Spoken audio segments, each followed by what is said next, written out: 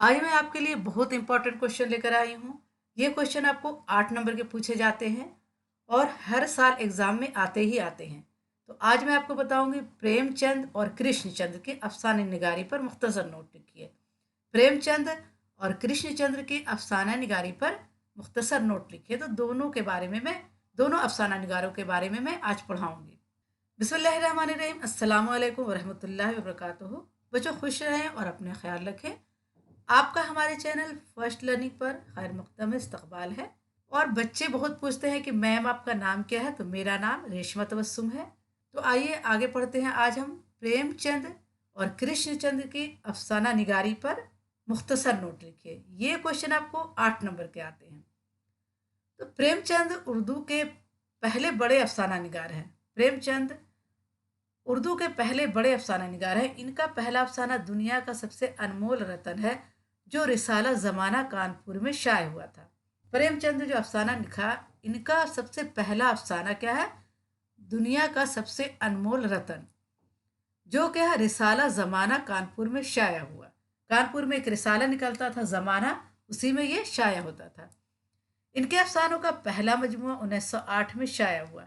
इस वक्त प्रेमचंद अपने कल्बी नाम नवाब राय के नाम से लिखते थे। प्रेमचंद ने जब अफसाना लिखना शुरू किया तो वो अपने कलमी नाम नवाब राय के नाम से लिखते थे। लेकिन उस वक्त जो अंग्रेज़ की हुकूमत थी, उस वक्त क्या किया कि उनके नावल को जब्त कर लिया गया।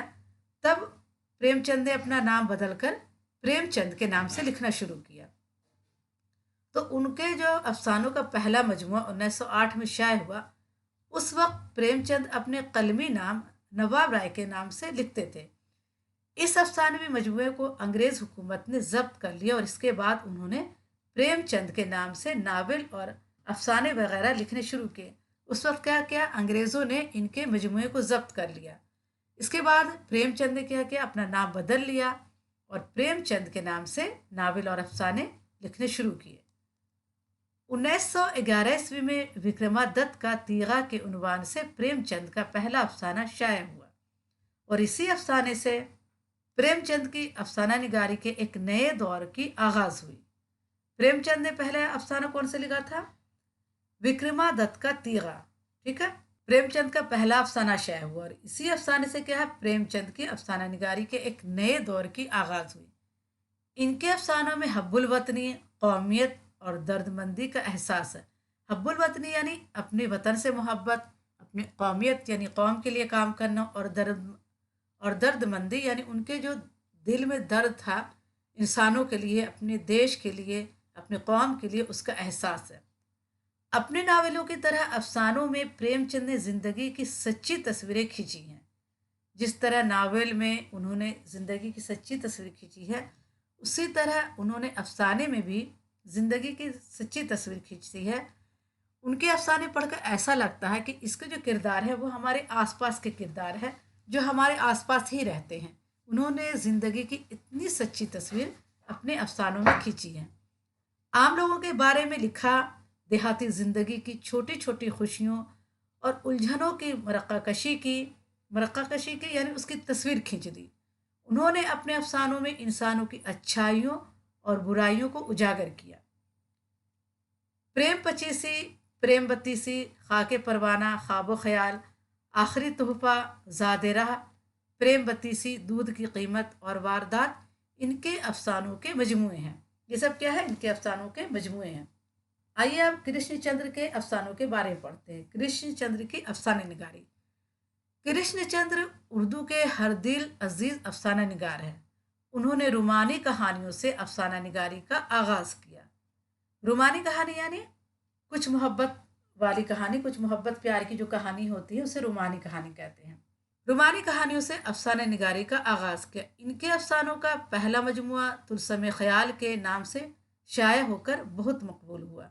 उनके अफसानों का जो पहला मजमुआ था तुलसम ख्याल, ये शाया हुआ और बहुत मकबूल हुआ। लोगों ने इसे बहुत पढ़ा। कृष्णचंद्र ने शहर और देहात दोनों को अपने अफसानों का मौजू बनाया। कृष्णचंद्र ने शहर और देहात दोनों को अपने अफसानों का मौजू बनाया। देहात के बारे में भी लिखा और शहर के बारे में भी लिखा। इनके यहाँ इंसानी दोस्ती का जज्बा और हकीकत पसंदी का गहरा रंग है।